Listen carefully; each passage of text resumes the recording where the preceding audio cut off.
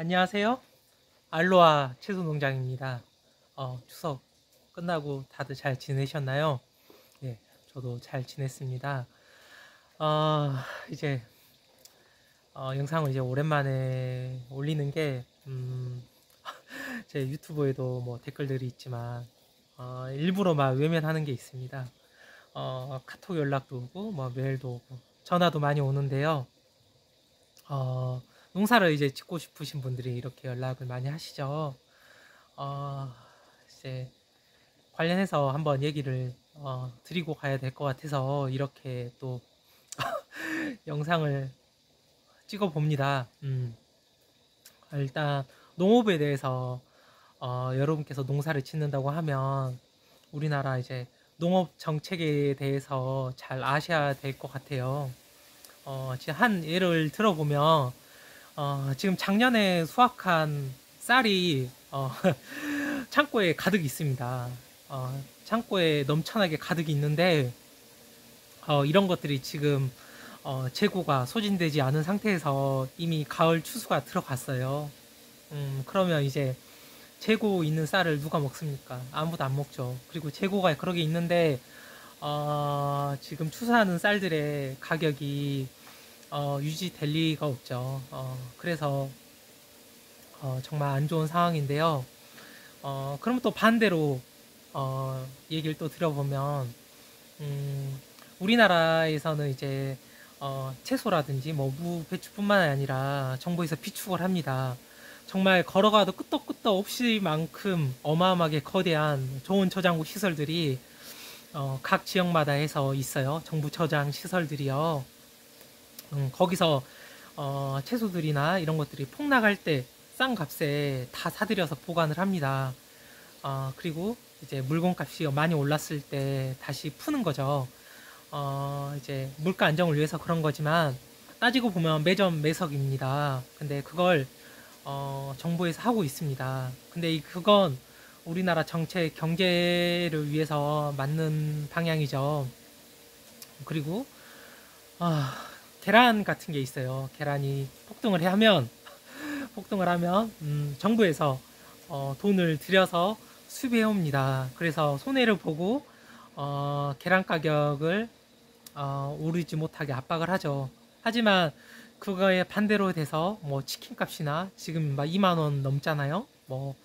배달시키고 하면 뭐 3만 원 된다고 하시는데 어, 그런 치킨 가격이나 이런 것이 많이 올랐다고 해도 정부에서 뭐 치킨을 튀겨서 팔지는 않잖아요. 그렇죠? 하지만 농산물은 안 그렇습니다. 항상 이제 정부 정책이라든지 정부에서 모든 주도권이라든지 이런 걸 잡고 있어요. 그래서 농부들은 농사가 잘 되든 농사가 잘 안 되면 안 되는 대로 항상 그 생활권에서 살 수밖에 없습니다. 근데 이제 여러분께서 농사를 짓는 걸 돈을 벌기 위해서 어떤 농업에 무슨 비전을 보고 들어오신다는 거에 대한 뭐 문의라든지 이런 것들에 대해서 저는 그런 것들을 읽고 피드백을 드릴 때 저도 이제 그런 거부 반응이 좀 생겨요. 그러니까 여러분들이 잘 모르시니까 지금 농업이라는 것이 그렇습니다. 여러분 의지랑은 전혀 달라요. 다른 산업들과는 전혀 다르게 여러분이 잘하냐 못하냐는 의미가 아예 없습니다. 여러분은 어찌 되었건 이제 사람 생계에 관련된 것들을 작물들을 키우는 거잖아요. 가장 일차적인 작물들을 키우는 거라서 여러분이 이걸 일차적으로 농사를 지어서 이걸 하는 건 정말 의미가 없습니다. 네, 이제 네, 제가 잘 설명됐는지 모르겠는데 근데 이것과 또 반대로 개별적으로 농업에 대한 산업적인 부분에 대한 비전은 되게 크죠. 무슨 말이냐면 이렇게 시설이 이렇게 있잖아요. 이 시설이 있는데 이 시설은 농사를 짓는 사람 입장에서는 뭐 태풍이 불거나 해서 이게 망가지거나 하면은 엄청나게 큰 손해잖아요. 하지만 태풍이 불어서 이 시설이 다 날아갔다고 쳐요. 그러면 이 시설을 시공하는 업체는 엄청 좋은 겁니다. 정말 이제 안 좋은 얘기지만 정말 슬픈 일이지만 현실적으로 얘기를 드리면 그래요. 농사를 짓는 사람 입장에서는 이 시설이 망가지면 안 좋겠지만 이걸 시설하는 사람들의 입장에서는 이 태풍이라든지 자연재해라든지 폭설이라든지 이런 것들이 일어나서 한번 싹 다 날아가 버려야 그 사람들 입장에서는 좋은 겁니다. 이게 농업의 산업적인 부분에서의 이득이에요.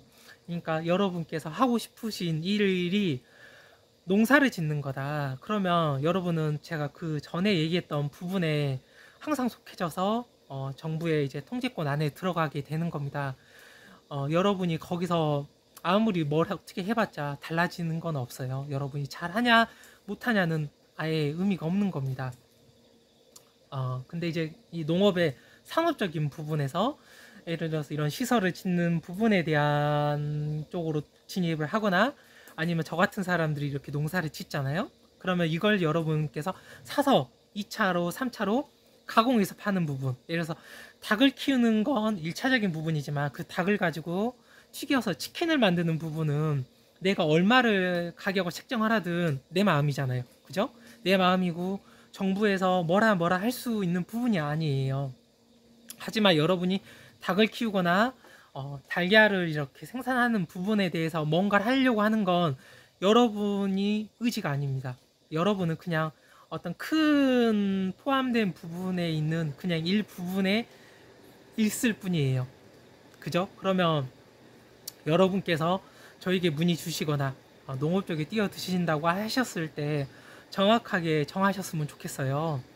농사를 짓겠다. 농사를 짓겠다는 건 제가 그 전에 얘기했던 부분들을 다 받아들이는 부분입니다.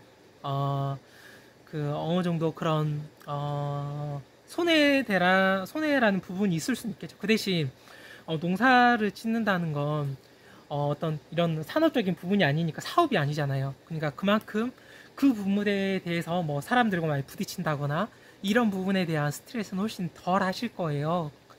그리고 이 자연적인 환경에서 살아간다는 부분에서 힐링되는 부분도 있을 거고 되게 좋은 부분이 많이 있습니다.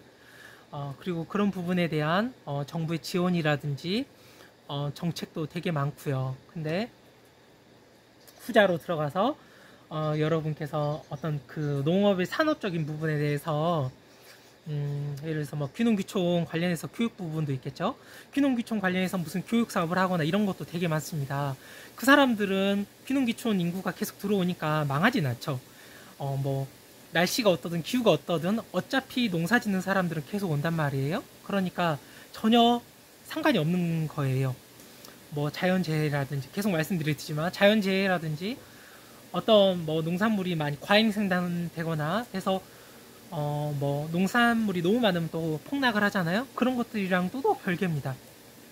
어차피 농사 짓는 사람들은 계속 있고 이런 시설 같은 경우는 계속 지어지니까. 근데 정말 여러분께서 저한테 문의 주시는 농업적인 부분에 대한 1차적인 부분에 대한 건 여러분들이 확실히 알고 하셨으면 좋겠어요. 이걸 그래서 제가 계속 얘기 드렸듯이 돈을 보고 자꾸 문의를 주시거나 얘기를 하시거나 진입하시는 경우가 있는데 농업을 이렇게 1차적으로 이제 짓고 돈을 본다고 하면 여러분은 이제 계속 손해되는 부분에 있을 수밖에 없어요.